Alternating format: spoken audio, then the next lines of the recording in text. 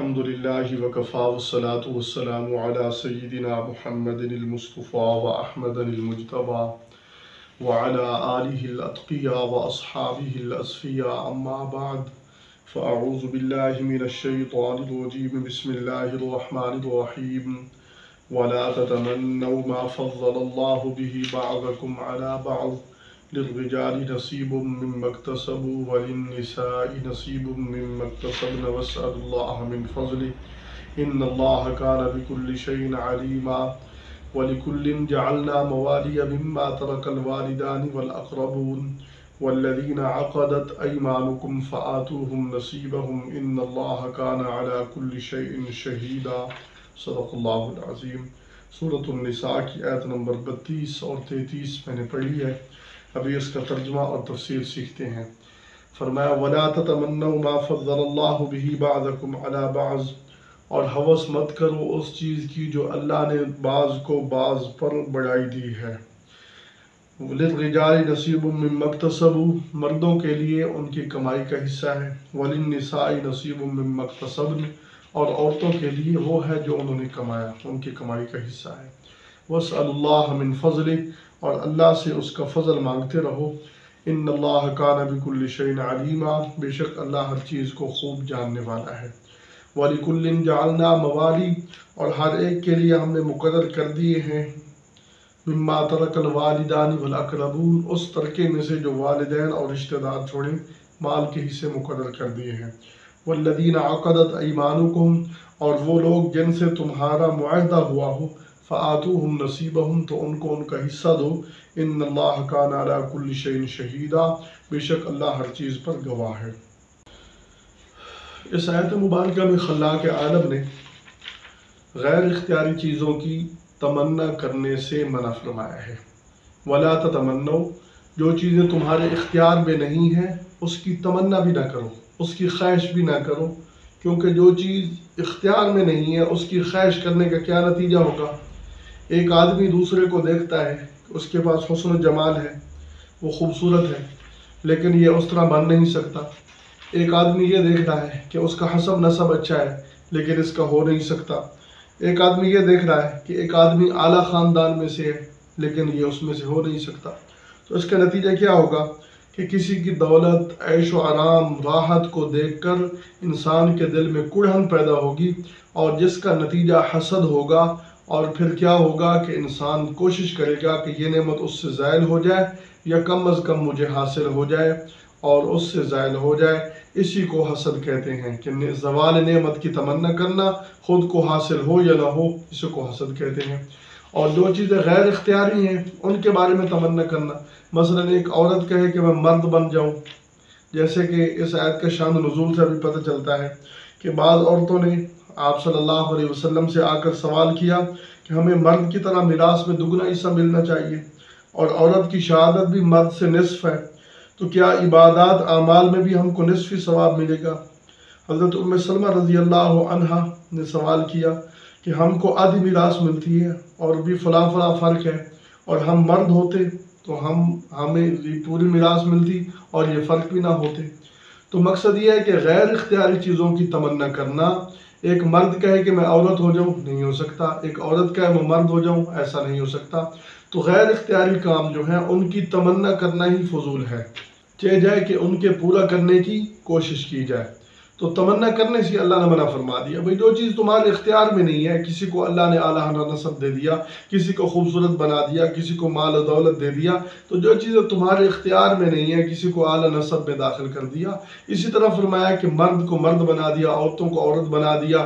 عورتوں کو اگر مرد بنا دیا جاتا تو ہو سکتا ہے جو حکمت تھی وہ پوری نہ ہوتی۔ جو یہ تمنا کر رہی ہے کہ میں مرد ہوتی، اب مرد کی جو ذمہ داری ہے وہ اٹھا نہ سکتی۔ مرد اگر تمنا کرے کہ میں عورت ہوں تو عورت کی جو ذمہ داری ہے وہ اٹھا سکے۔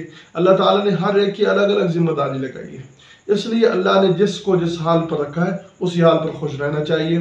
اور بعض ہوس پرست بلکہ مغربی تہذیب والے، انہوں نے عورتوں کو مردے کے برابر ٹھہرا دیا کہ جیسے مرد ہیں ویسے ہی عورتیں۔ موجودہ زمانے میں خلاف فطرت फिज़लाफ़ी फितरत, औरतों को मर्दों के बराबर ठहरा दिया। मर्द भी मुलाजमत करे, औरत भी मुलाजमत करे, मर्द भी हॉस्पिटल में, औरत भी हॉस्पिटल में, मर्द भी कारखानों में, औरतें भी कारखानों में, मर्द भी खेल के मैदानों में, औरतें भी खेल के मैदानों में, मर्द भी अपना वर्क करता हुआ नजर आ रहा है, औरत भी अपनी कमाई के पीछे लगी हुई है। तो अब अल्लाह तबारक व तआला ने इनमें फ़र्क रखा है, उनकी ड्यूटियों में फ़र्क रखा है। मर्द की ड्यूटी और है, औरत की ड्यूटी और है। अब कारखानों में औरतें भर्ती कर दी जाएं तो अब औरत की ड्यूटी घर के अंदर रहकर घर की जिम्मेदारी संभालना है, बच्चों को संभालना है। अब अगर औरत को मुस्तकिल यूँ जिम्मेदारी दे दी जाए तो उसके क्या नतीजा होगा? नतीजा ये होगा कि औरत जब उसको मखसूस अय्याम होंगे, बच्चा पैदा होगा ज़िचकी के अय्याम में, और जब हामला होगी तो कितनी छुट्टियाँ करेगी, कारोबार मुअत्तल होकर रह जाएगा। इसलिए खानगी उमूर की जिम्मेदारी औरत की लगाई है। औरत ये तमन्ना करे कि मुझे मर्द बना दिया जाता, हो सकता है जो मर्द की जिम्मेदारी है बाहर से कमा कर लाना, और मर्द के ज़हन में वुसअत है, मर्द को अकल के एतबार से वुसअत है, जैसे कि अंदर उसकी तफसील आ रही है। तो इसलिए जो है ना ये फजूल है, अबस है, और जो चीज़ें अल्लाह ने इख्तियार में दी हैं उनमें कोशिश करो। जो चीज़ें इख्तियारी हैं, मर्द मसलन 100 रकात नफल पढ़ता है और 150 पढ़ ले, इख्तियारी काम है। मर्द जो है ना 2 पारे तिलावत करता है, आप 3 पारे कर लें, इख्तियारी काम है।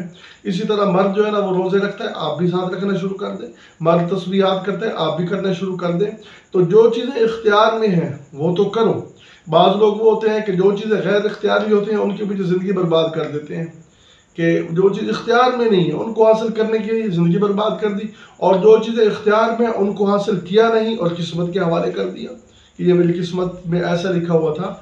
तो ये बहुत बड़ी बेहिसी है। इसलिए फरमाया वला ततमन्नू मा फज़्ज़लल्लाहु बिही बअदकुम अला बअद, जो अल्लाह ने बाज़ को बाज़ पर फजीलत दी है इसकी तमन्ना ही ना करो। लिर्रिजालि नसीबुम मिम्मा इक्तसबू, और मर्दों के लिए वो हिस्सा है जो उन्होंने कमाया। मर्द अपने जो इख्तियारी काम है वो करें, उसमें उनको हिस्सा मिलेगा। वलिन्निसाइ नसीबुम मिम्मा इक्तसबन, औरतों के लिए वो हिस्सा है जो उन्होंने कमाया। औरतें अपने हिस्से की कमाई करें इख्तियारी काम में। वसअलुल्लाह मिन फ़ज़ले, और अल्लाह रब्बुल आलमीन से उसका फ़ज़ल मांगा जाए।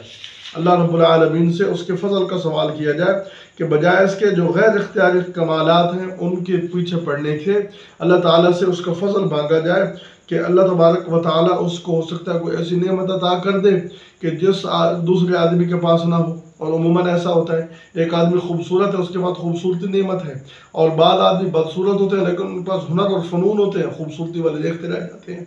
तो बहरहाल अल्लाह से उसका फ़ज़ल मांगना चाहिए, अल्लाह रब्बुल आलमीन अपना फ़ज़ल अता फरमाए। हो सकता है अल्लाह रब्बुल आलमीन उसको इस गुमनामी के आलम में कोई ऐसी चीज़ अता फरमा दे कि जैसे सब लोग देखते रह जाएं। तो इसलिए अल्लाह का फ़ज़ल मांगना चाहिए। वसअलुल्लाह मिन फ़ज़ले इन्नल्लाह कान बिकुल्लि शैइन अलीमा, अल्लाह हर चीज़ को खूब जानने वाला है। अगली आयत में इरशाद फरमाया वलिकुल्लिन जअलना मवालिय मिम्मा तरकल वालिदान वल अक़रबून, फरमाया कि जो रिश्तेदार वालिदैन जो माल छोड़ कर चल जाएँ, अल्लाह ताला ने हर एक के लिए हिस्सा मुकर्रर किया है। जैसे पीछे तफसील हम पढ़ चुके हैं, असहाब फ़ुरूज़, असबात और ज़वील अरहाम इनके हिस्से मुकर्रर हैं। लेकिन एक हिस्सा जो हमने पढ़ा था वो मवाली का था। मवाली ये था कि एक आदमी के साथ कोई दोस्ती हो जाती है, या कोई बाहर से आदमी आ जाता है अपना वतन छोड़कर, अगर दारुल कुफ्र छोड़कर दारुल इस्लाम में आया, मुसलमान हो गया, तो मुसलमान की मिरास काफिर को नहीं मिलेगी। काफिर और मुसलमान एक दूसरे के वारिस नहीं बनते। अब ज़ाहिर बात है वो आदमी मरा या ये मर गया जिसके पास था, अब जो है ना जिस आदमी के साथ अक़्द मुवालात किया उसको जो है ना उसमें से हिस्सा लेना चाहिए। पहले तो हिस्सा था जितना, यानी हिस्सा मुकर्रर था, लेकिन बाद में अल्लाह ताला ने हिस्सा ख़त्म फरमा दिया उलुल अरहाम बाज़ुहुम औला बिबाज़ उसूल के तहत। इसलिए फ़ुक़हा फरमाते हैं कि उसके लिए कोई वसीयत कर देनी चाहिए, वो वसीयत जो है ना उसको दे देनी चाहिए जितनी उसने वसीयत की है। फरमाया वल्लज़ीना अक़दत अयमानुकुम, वो लोग जिनसे तुम्हारे मुआहदे हो चुके हैं, दोस्ती हो चुकी है, फ़आतूहुम नसीबहुम, उनको इनका हिस्सा दो। इन्नल्लाह कान अला कुल्लि शैइन शहीदा, अल्लाह हर चीज़ पर गवाह है कि कौन क्या कर रहा है। अल्लाह ताला सब देख रहा है। अल्लाह ताला कामिल यकीन नसीब फरमाए।